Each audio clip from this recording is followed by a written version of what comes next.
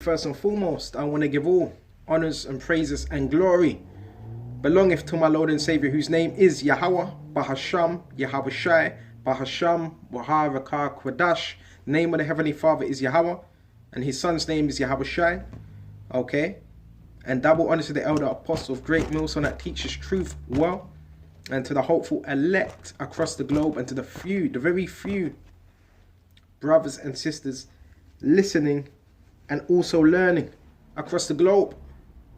Okay? And to the hopeful elect, so like I enter the hopeful elect across the globe. This lesson, what am I going to call this lesson? Bear me just a minute. I haven't got the name of it still. I wrote it down. Quickly go to it. This is, in war you have to adapt. Okay? No emotions, no emotional attachments. Okay? In war, you have to adapt quickly. Because if you don't adapt, what's going to happen?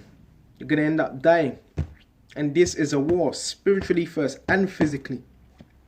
More so spiritually.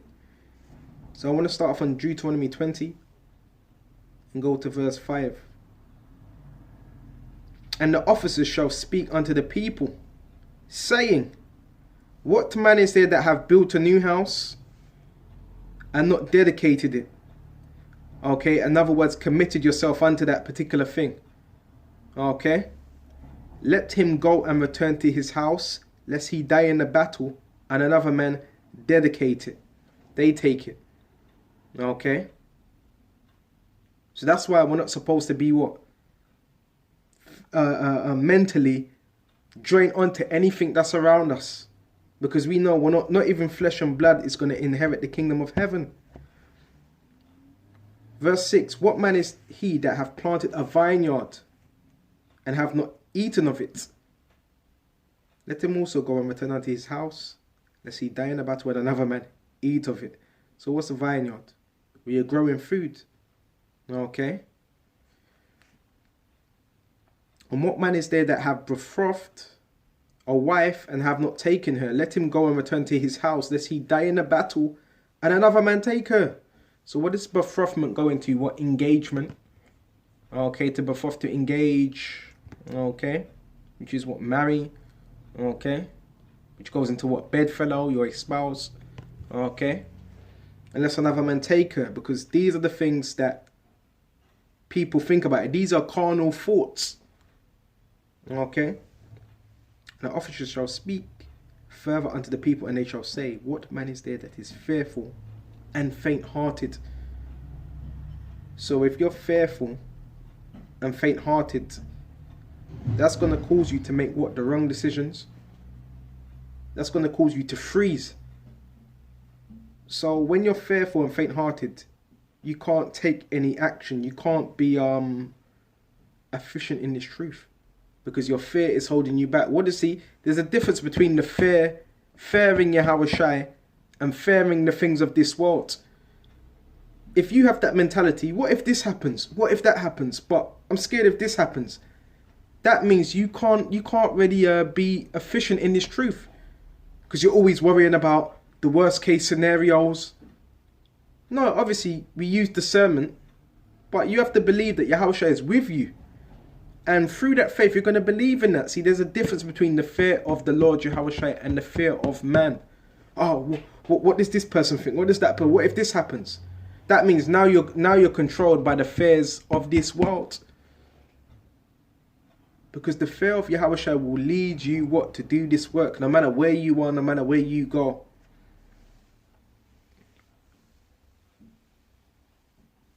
What man is there that is fearful and faint-hearted? Bear me just a minute.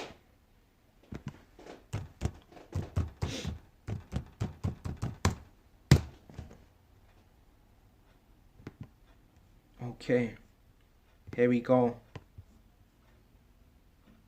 There's 3 different definitions for it. Let's go to... Okay. Yeah. Here we go. Ra'ak. Strong's H 7390. It's Ra'ak. Okay, and it says, okay, tender, okay, soft, okay, delicate, weak, tender, delicate of flesh, weak of heart, which is going into mind, timid. In other words, you're timid. The Lord's looking for men that are going to fight for him no matter what case scenario they're in. Not so much physically, spiritually. You have to be mentally strong. Because if you're not mentally strong, you're going to break. It's one thing being strong, being able to fight. All right, that's good. You can protect yourself, but are you mentally?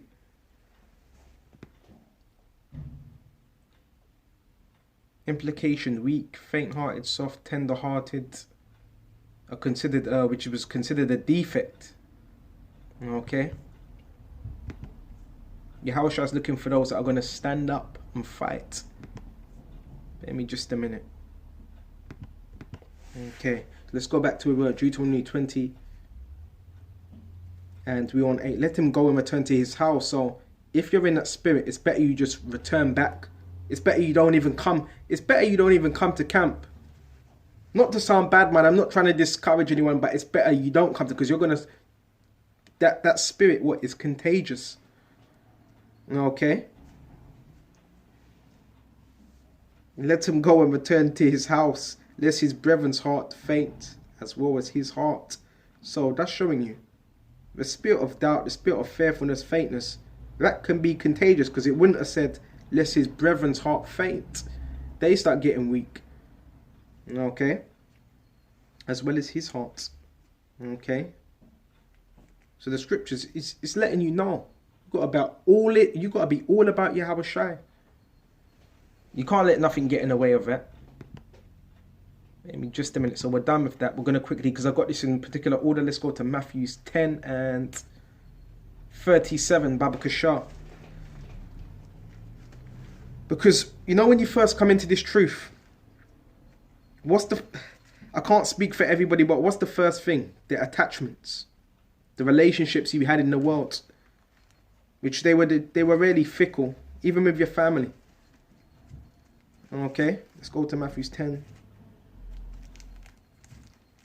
Because your family, they don't have your best interest at heart. That's what you got to remember. They don't have your best interest at heart.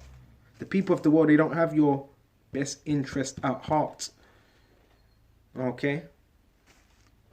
Salakia, and I just want to rephrase that. When I said the relationships that you had with your family, they were not fickle, but I'm talking about in the means of being in this truth and them being in the world is fickle. Matthew 10. And let's get straight to the point on this. Because again, there's a level of spiritual maturity, knowing that not everybody's going to make it. You've got to worry about yourself. Okay. Let's go to Matthew 10 and 35. For I am come. You know what? Let's start at 34. Think not I am come to send peace on earth. So again, if you're in that weak spirit, okay, you're gonna think Yahushua is coming to send peace on earth.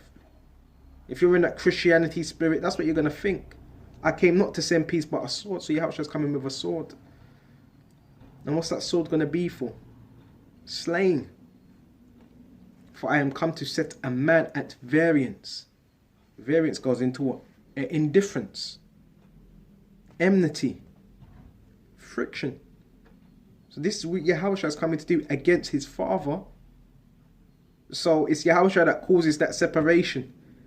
And the daughter against her mother, and the daughter-in-law against her mother-in-law. Because you're also going to have women that believe. And their mother, they may have a problem with their mother. Vice versa with the son and the father. Okay. So who causes that division? Yahushua. This shows you he's about division. Even within the nation of Israel.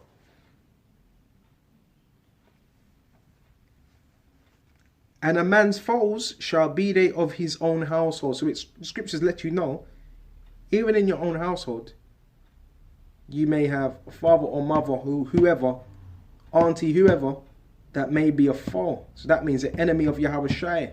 So that's where you gotta get out of your emotions and be spiritual. Okay? He that loveth father or mother more than me is not worthy of me. Okay, so there's what you gotta break this down in the right context. What did Yahweh Shai mean by that? If you're putting your family or your mother, and what does that really go into? Idolatry. So if you put these things, if you love, because it's not saying you can't love your family, but if you love your mother or your father or your daughter, whoever, or your son, more than you love Yahweh Shai, it says you're not worthy of him. So what's Yahweh Shai showing us? To put him first before everything. Abraham done it. What did Abraham do? Went to sacrifice Isaac. Why? Because he loved Yahweh Shai more. It's not that he did not love Isaac, but that was his faith. That was the manifestation of his faith. He's not worthy of me. So if you're in that spirit, oh mama, dada, if you're in that spirit, then you're not going to last long. No, because the scripture says, look, you honor thy mother and thy father. But now what? If they're telling you to stop believing the Bible, stop going to camp, are you going to stop going to camp? If they tell you to jump off a cliff, are you going to jump off a cliff? No, you got to stand for something. Because if you don't stand for something, that's what men, they stand for something. And that's the first, when you first I'm talking about when you first come to the truth. That's something that may be hard for you to deal with. But over time, you overcome it. And you become numb to these things. Because, let me tell you this. Most of your family members, if you were to stop doing this, they would throw us a party for you. So that shows you how much they don't really care. That's why you have to be spiritual. Get out of your feelings. Get out of your emotions. Whoever this applies to, it applies to.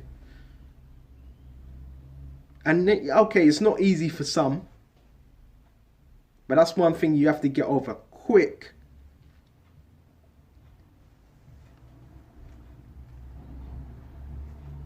And he that loveth son or daughter more than me is not worthy of me. Because some brothers, they have sons, they have daughters. But it's not saying you're not supposed to love them. Of course you love them. They came from you. But if you put these things before Yahweh Shai, it's not worthy of me. And if you are a man of the Lord, this may upset some of you. This may upset some of you. If you're really a man of the Lord and your family are in your way, Yahweh Shai could separate you from them or even take them out. That's how much Yahweh Shai loves his elect. Or set up a scenario where you don't see them as much. He that findeth his life, it's like verse 38, and he that taketh not his cross. So part of taking up your cross is dealing with your own personal trials, not complaining and bitching about it, and follow after me. So you got to take your own cross, because every man's been given their own cross, their own trial. So he that followeth after me, not after and he that taketh not his cross and follow after me is not worthy of me. So if you're not willing to suffer, then you're not worthy of Yahweh Shai. Verse 40, he that receiveth you, I'm moving too fast. He that findeth his life shall lose it. So if you find your life here, what's part of finding your life? It's not wanting to let go of your life. That's finding your life here. Which really you have not found life. Okay? Shall lose it. And he that loseth his life for my sake shall find it. So what's part of losing your life? Because you might think, oh, dying. No, it's not. See, you got to be spiritual. Losing your life is the old life you had. You may have been really, really outgoing. Clubbing, going here, going there, doing that. Whatever you were doing. And slowly, those things get put away, and you start becoming a new man. And it's gradually, because it doesn't come overnight. Some it takes months. For some it takes a year. For some it takes longer. But gradually you start becoming a new man. Okay. So if you're losing your life, you're going to find it. How are you finding life? Through Yahweh Shai. That's that change. That's that reformation.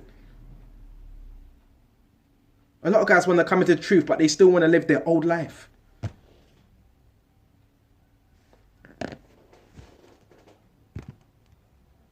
Now let's go to Luke 14 and 28, Baba Kashar.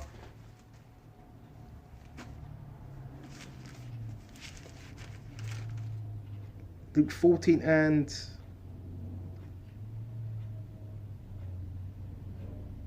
Again, wait, this is spiritual. Let's go to Luke 14 and 25. The same thing. And there were great multitudes with him, and he turned and said unto them, if any man come to me and hate not his father. Okay, this is hate. Does this mean you end up, punching up? No, it doesn't mean that. See, in the term of hating, you despise what your family are doing because they're not walking in the ways of Yahweh Shai. They still eat pork. They're still shaving their beards. That grieves you because you're living the right way. So there's going to be that variance because you're living godly now. And they look at that as something's wrong with that. Okay? That's how they look at it. So there's going to be the opposition. That's why Yahushua was telling us this. If any man come to me and hate not his father or mother and wife and children and brethren. So when you read this, you have to have understanding. Okay? And sisters, yeah, and his own life, even your own life. You have to even hate your own life. Also, he cannot be my disciple, my follower. So these are, what's the word? These are, what should I call it? The stipulations, the things that are needed for you to be a disciple of Yahweh Shai. Okay? There's another word I was looking for. Okay? You know when you're filling out a CV, okay? If I'm using the right word, they're the conditions of that CV, the things that are needed. If there's a better word, but I can't come up with it. Okay?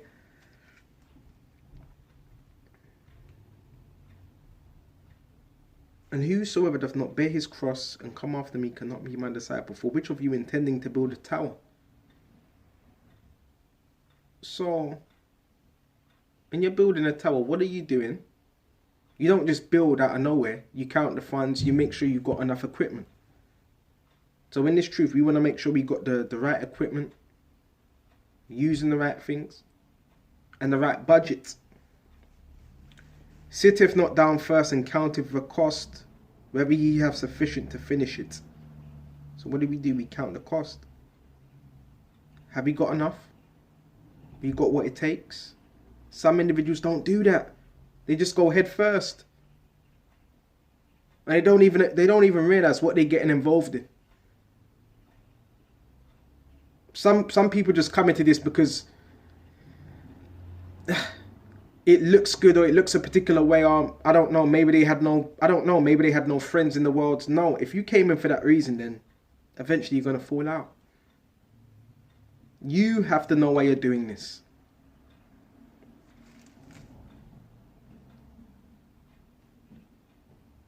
Sitteth not down first and counteth the cost, whether he have sufficient to finish it. Sufficient means enough.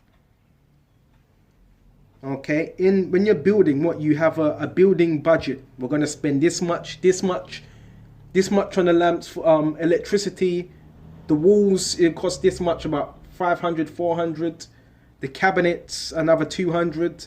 The blinds, 60 pounds. The windows, a couple £100.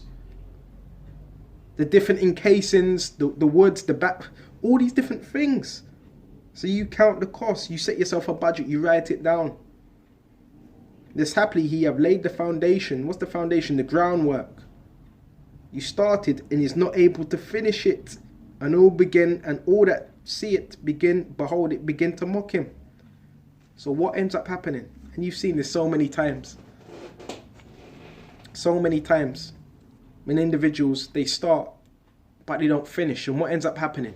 People see and they say, hold on, where's he gone? Has he gone AWOL? He stopped, he couldn't finish, or people mock you. And then it's going to be definitely known that you don't stand for nothing, because now you got to remember, you were in the world, you came into the truth. And when you come into the truth, now there's a higher standard, and you fell out of the truth. So people are going to look at you like you don't stand for nothing. You don't stand for nothing. Because for a man to come leave the world, come into the truth, and leave the truth, what does that say about that individual? That he doesn't have any type of character. That's why we got to be about Yahushua and his business. And it's not up to us. It's up to Yahushua if we endure. That's why we got to pray, we got to fast, we got to do everything we can to maintain. Let's spare me just saying this man began to build and was not able to finish. And this is what happens in the truth. And then individuals, they come up with a name for you. Okay?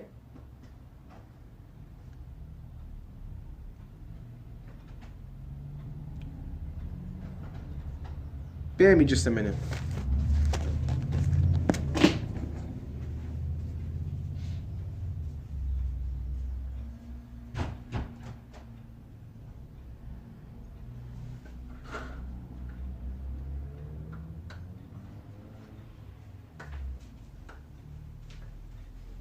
So that's just a dove making some noise.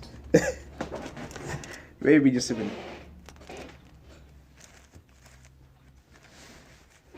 So let's go to Luke 14, where was I? Saying this man began to build and was not able to finish. Okay, so people are going to notice that. Or what king, this is the main point, going to make war against another king, sitteth not down first? Because even in battle, even in war, there's funds. Okay? Consultive, what's consultive? Counsel, whether he be able with 10,000 to meet him that cometh against him with 20,000.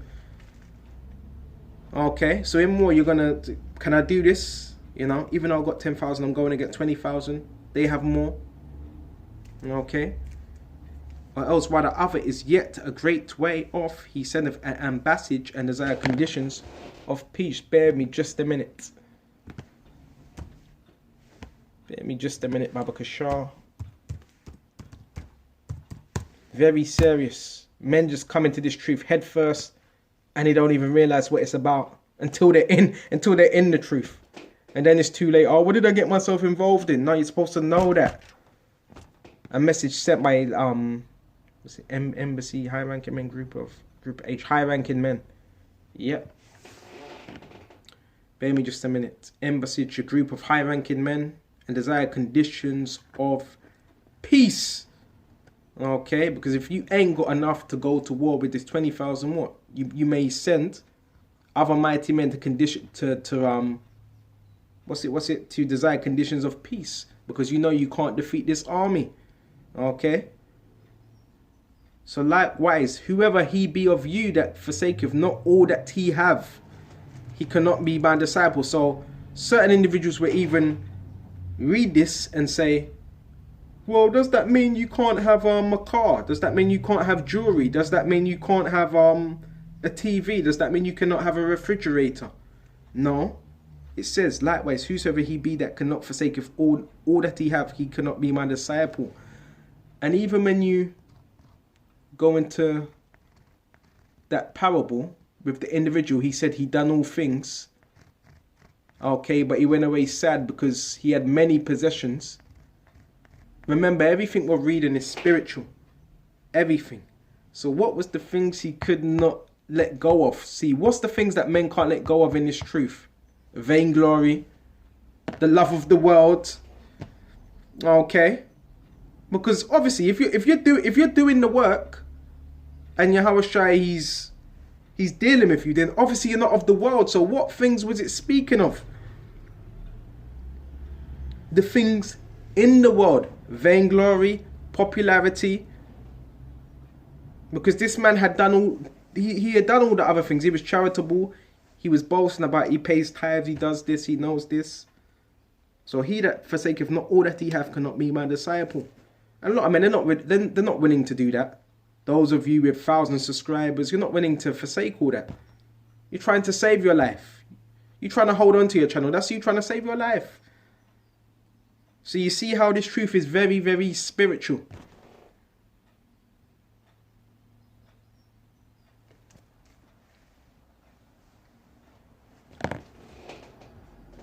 Lord's he's looking for men. Not cowards, not wimps, not sissies. Let's quickly go to Ecclesiasticus 19 and 26. Babakashah.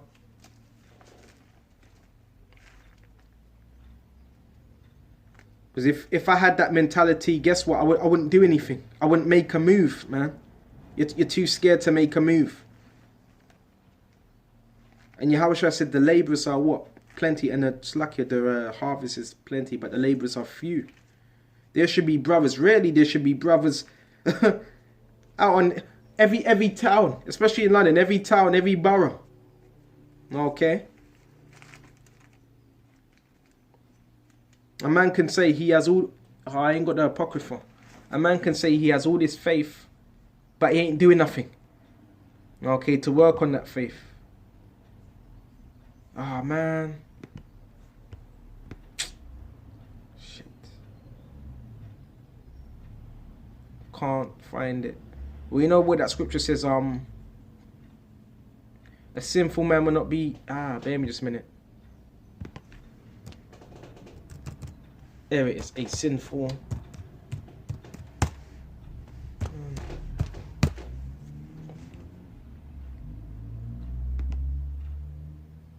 Here it is, Ecclesiasticus chapter 32 and 17. A sinful man will not be reproved. So if you're very sinful, if you're wicked, you're not gonna be reproved. You're not gonna be able to take any reproving. You're gonna always think you're right. You're always gonna come up with some high philosophical explanation or point of why you do what you do or why you think how you think.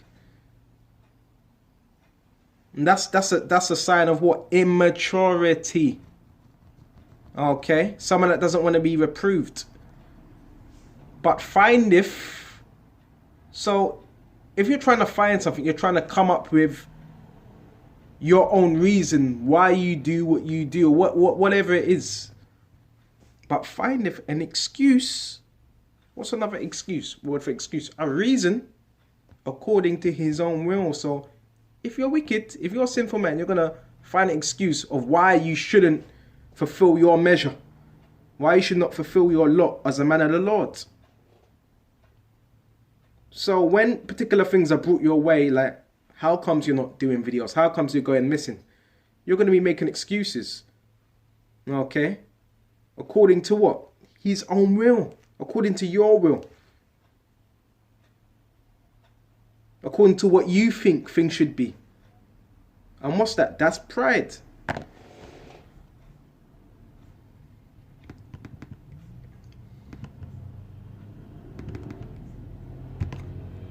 Okay, bear me just a minute. Bear me just say anything else. Okay, let's delete that. Let's go to Isaiah, because the society we're living in is very masculinity is now. We're in a time where if you're masculine, that's looked down upon. So now, the more masculine you are in this society, the more it's looked down upon, especially in this Western world. It's more different in Eastern Europe and some other countries. But in the West, people are threatened by masculinity, of having an austere spirit. You know? Some men in the ancient world, they would talk loud with bass in their voice. When you go to a job, they tell you to take the bass out of your voice. Some jobs tell you to shave your beard. Okay? So this society, what Esau pushes out is completely contrary to the scriptures. He wants you to be a masculine. But the scriptures teach you what masculinity. And what's true masculinity? Faith. Because if you don't have faith, what does it mean to be faithless? That means you're effeminate.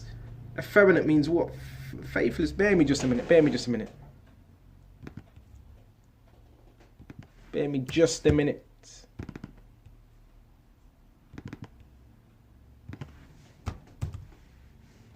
Effeminate.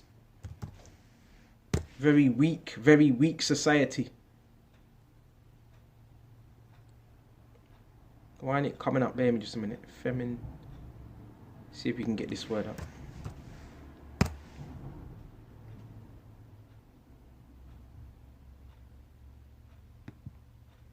Okay.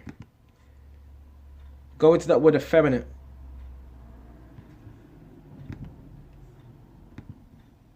Strong's G 3120. Malakas. Malakas. Malakas. Malakas. When you go into that word, malakas, excuse me, I've got the hiccups. Soft to the touch. Metaphor in a bad sense, so not in a good sense. Effeminate, because you could be soft as in the way you come across, because the scriptures talk about some froward, some gentle. But to be soft in mind, effeminate, of a catamite, of a boy kept for homosexual relations with a man. And the scriptures tell you, effeminate shall not inherit the kingdom of heaven. A boy kept for homosexual relation with man, a male who submits his body to unnatural lewdness, okay, of a male prostitute. And it also goes into what? Soft, fine clothing, catamite, effeminate, soft. So Lord, he despises those attributes, because that's not a man, that's a woman's trait. To be soft, to be effeminate, to have her head down. Okay. So let's go to Isaiah 46:8, Babakashah.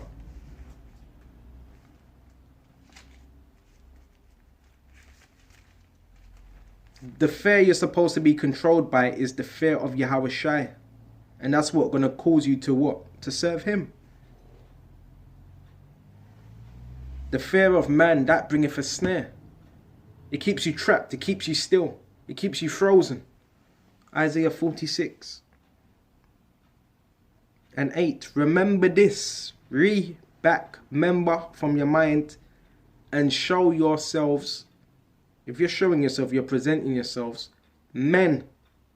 See, Yahweh, he deals with men who have a manly spirit about them. Bring it again to mind, O you transgressors, because our people, all of our people have been destroyed. And this goes for myself as well. All of our people have been destroyed mentally. Okay? Mentally have been destroyed. Okay? By the media, by all this rubbish. But guess what? Coming into this truth, we're being what? Renewed. So it says, bring it again to mind. How do we bring these things to mind? By reading the scriptures. How did King David, he was no wimp. He was no sissy. Yahushua certainly was not. King David took on what? Goliath. Goliath had it all in the physical. All in the physical, Goliath had it. Tall. Okay. A man of war from his youth. Had the spear. Had the shield. King David, ruddy. Likened unto a stripling also. But King David what? He could not put on the armor. That was not fitting for him. Okay. And how did he destroy Goliath? By the words. But that all started in his mind. He couldn't defeat Goliath if he did not have that faith. He could not defeat Goliath if he did not have that belief. Because prior to that, when Goliath would always come out, he would taunt the children of Israel. And what would the children of Israel do? Run, hide. He would taunt them all the time. They were in fear. So every time he presented himself, they were in fear. Until David came along. He said, no, who is this uncircumcised Philistine that defies our Lord Yahweh Shai? So there's examples of faith. And even Saul was kind of, well, Saul, the King Saul was discouraged. Because he was saying to David, don't you know this man has been a man from his youth? That never bothered David.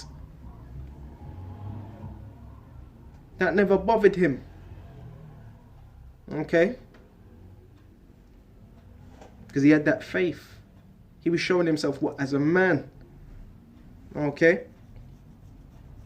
Bear me just a minute. I ain't got my apocrypha with me right now. And it really goes down to a lot of things that Esau's putting in the food. I want to quickly go into what's that word? Oh, I forgot it. There's a word. Estrogen. I'm gonna go into that word estrogen. Estrogen is a hormone that plays various roles in the body in females. It helps develop and maintain both the reproductive system and female characteristics such as breast and pubic hair. Okay. So when we go into this word estrogen, it's a female hormone basically. So when you're acting that way, it's because you got a lot of estrogen in you. That's why you don't eat soy, things with soy in it. And even the wheat, since the the Passover with the Feast of Unleavened Bread, which really that's representative of the yeast that you get out. Okay, even though you get the yeast out of your house, the yeast actually talking about of the doctrine and anything that you have in you was not acceptable. But anyway, long story short, the yeast. Okay, I started eating some yeast again, but again, I'm trying to come off the yeast because it really does have an effect. All that yeast, that wheat. Okay. And all these, what does it do? It rises up. So all these things, it can also cause what? Estrogen. Drinking out of plastic bottles causes estrogen. Esau does all these things because he knows his whole thing is trying to destroy you. His whole pharmaceutical business is trying to destroy you because he knows if you were to have the knowledge of what true medicine and what's good for you, then the pharmacies and the doctors and the hospitals will go out of business overnight. And this is not a million industry. It's a billion to trillion industry, the hospital and the pharmacy industry. So if man and woman knew how to what to eat right, they would go out of business overnight. But they don't want you to. That's why they keep on poisoning you, give you these tablets. You can't even pronounce the names. Even when you go into I want to say this as well. Even when you go into these stores and you may think you're eating nutritious stuff, they've mixed nutritious stuff, which is good for you, in with tablets. So the things that are good of you, they've merged it in a tablet form. So now they've destroyed the thing that's good by merging it with a tablet. This is why this devil needs to go down. This is why this devil needs to go down. So something that was once good, Esau has turned it into a tablet form and produced it in a laboratory. So it's no more, it's not in its natural form anymore. And this came to mind because I went to a particular store, a Whole Food store, and I'm looking about. Some things in that store are legit in terms of herbology, but when you're looking at other things, you hold on a minute. Most of it is in tablet forms. Then when you're reading the packaging, it says gelatin. What's it? Caking agents. Bear me just a minute. Caking agents. You know what? I want to show you something. I think I still got an old thing I got. Bear me just a minute. Let me show you something.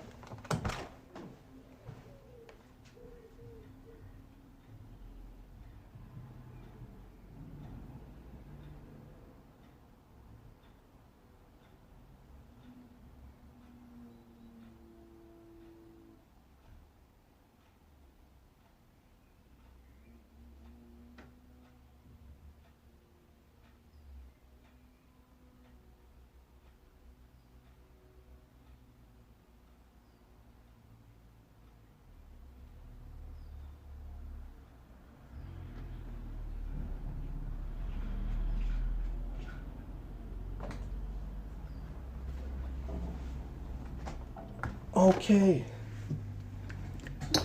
So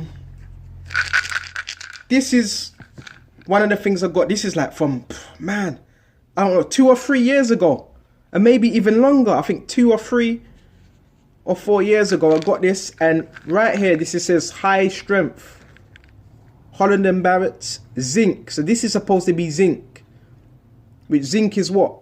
For good blood flow. Okay, normal function, immune system, maintenance of what? Hair, nails. But when you actually look at what's in it, bear me just a minute. Had these for some time.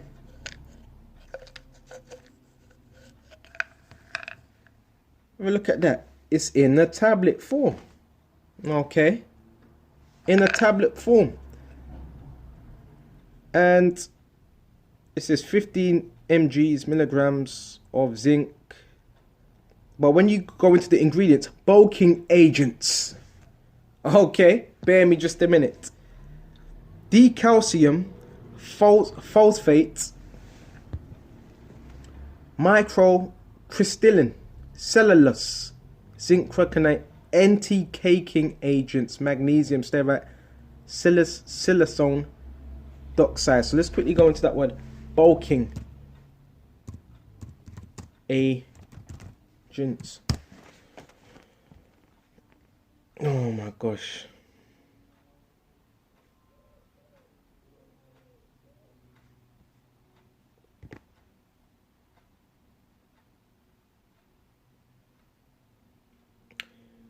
So it's something that was injected in what? In patients. For what? For stress.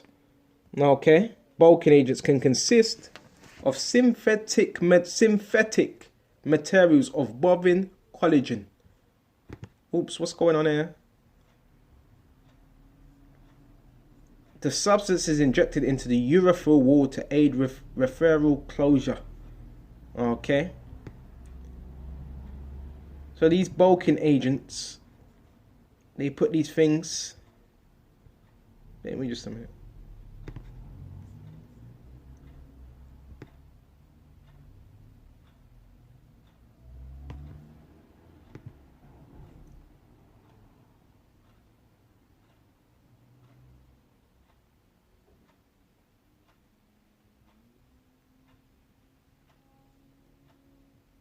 And they inject it into what? Loads of your foods as well. See if I can find it. And it's also known as what? Paraffin wax. Okay. But do these things help your body? No. Because that's why you have what? That's how you have what? Herbs. Pepper, garlic, lemon. Okay. So why would you need to put bulking agents in these things?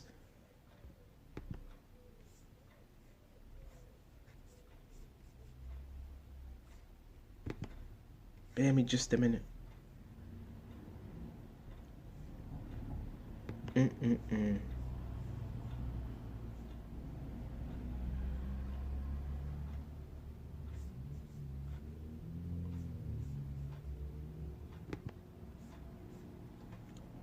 Another word is what? It's like a preservative.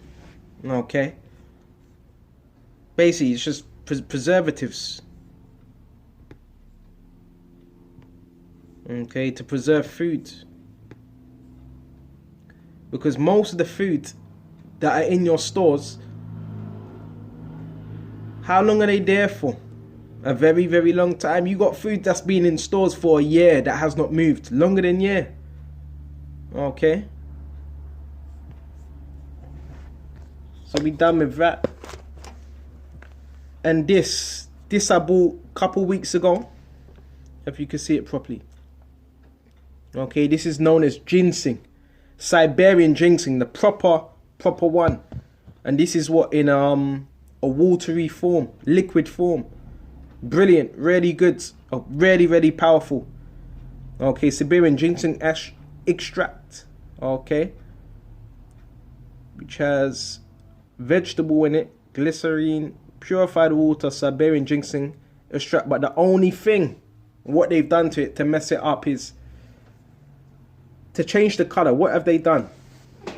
put caramel in it. So Esau's always tampering with the medicines. Okay, always. Okay. So it's like, pay me just a minute. And this one, this no artificial, well that's a lie, no artificial colours, because they added colouring into this. Flavours or preservatives, no added sugar. So even the industry, the pharmaceutical industry, they've got their hands in everything. And this is what you do with this. You press it, and it's like you got the meter of how much you press in. You can put this in water, you can add it with water, you can add it in your food, you can squeeze it in your food, and that's it. But this is Siberian ginseng. But the whole topic is Esau, what has he done? He has his hands in every type of industry. He has his hands in. So even when you may say, well, I'm eating GMO, I'm eating non-GMO. Okay, you're not. Okay, and what's GMO? Genetic modified organisms. Okay. And what's organisms? Another word for organisms. Different levels of bacteria, which your body has more than 1,000 bacteria in it that fights off other bacteria. That's why you don't need a mask. Why would you need a mask when you have something called an immune system with bacteria that fights off other bacteria? That's why you have red blood cells and white blood cells, and that's why they fight. And that's why you have a new what? Cells that what? That reform. That's why every day you sleep, what happens? Your cells, you got dead skin cells. Okay, when you have a wash, what do you have? You have something called residue. Dead skin cells. Why does your hair grow? Because new cells, some hair falls out, and for your hair to grow, hair needs to fall out. So every day, your body, your molecular structure is designed to defend itself. That's why you have nails, that's why you have skin. Even in skin, you have outer layers of skin. Okay, you have layers of skin, just like an onion. The doctors ain't gonna tell you this. The doctors ain't gonna tell you this. Okay. Let's go into Ezekiel. Man. Go to Ezekiel. Let me shut off on this. Everything you're eating, even if you say, yeah, I'm eating the most organic food. Well, just believe 8 times or 9 times out of 10 they've put something in that, even if it's organic. Okay. Ezekiel 4 and 13. And the Lord Yahweh said, even thus shall the children of Israel eat their defiled bread among the Gentiles, whither I will drive them. That was part of our punishment. So the food we're eating is defiled, is polluted, going all the way back from Cain, when he killed his brother. What did it say? When thou tillest the land, it shall not yield her fruit. Yield. What's yield mean? Strength.